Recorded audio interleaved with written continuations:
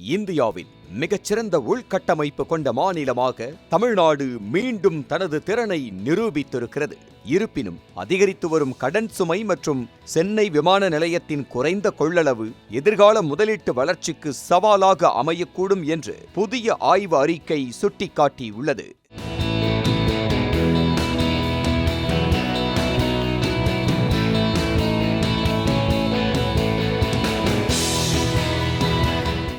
நிதி ஆயோக் வெளியிட்டுள்ள முதலீட்டுக்கு உகந்த மாநிலங்கள் 2026 என்ற அறிக்கையில் இந்தியாவின் பெரிய மாநிலங்களில் உள்கட்டமைப்பு பிரிவில் தமிழ்நாடு முதலிடத்தை பெற்றுள்ளது.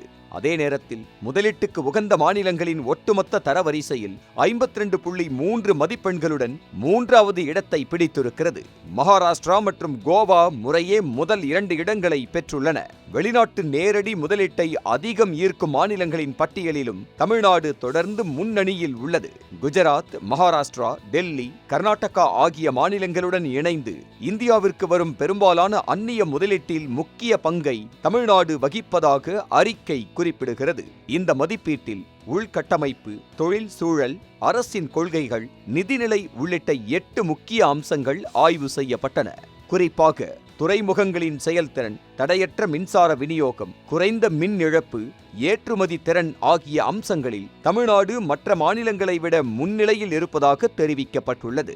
மாநிலத்தின் ஏற்றுமதி அளவும் மொத்த மாநில உற்பத்தியில் குறிப்பிடத்தக்க பங்களிப்பை வழங்குவதாக அறிக்கை சுட்டிக்காட்டுகிறது. மேலும் புதுமை முயற்சிகளை ஊக்குவிக்கும் அடல் டிங்கரிங் லேப்கள் அதிகம் உள்ள மாநிலங்களில் தமிழ்நாடு 2வது இடத்தில் உள்ளது. முதலீட்டு ஒப்பந்தங்களை செயல் திட்டங்களாக மாற்றும் திறனிலும் மாநிலம் முதலீட்டாளர்களின் நம்பிக்கையை பெற்றிருப்பதாக ஆய்வில் கூறப்பட்டுள்ளது. இருப்பினும் மாநிலத்தின் கடன் அளவு தொடர்ந்து அதிகரித்து வருவது மற்றும் சென்னை விமான நிலையத்தின் தற்போதைய கொள்ளளவு எதிர்கால முதலீட்டு விரிவாக்கத்திற்கு தடையாக அமையக்கூடும் என்றும் அறிக்கை எச்சரிக்கை விடுத்திருக்கிறது. உள்கட்டமைப்பில் முன்னணியில் இருந்தாலும் நிதி மேலாண்மை மற்றும் போக்குவரத்து வசதிகளை மேலும் வலுப்படுத்தினால் மட்டுமே தமிழ்நாடு தனது முதலீட்டு ஆதிக்கத்தை நீண்ட காலத்திற்கு தக்க வைத்துக் கொள்ள முடியும் என பொருளாதார நிபுணர்கள் கூறியுள்ளனர்.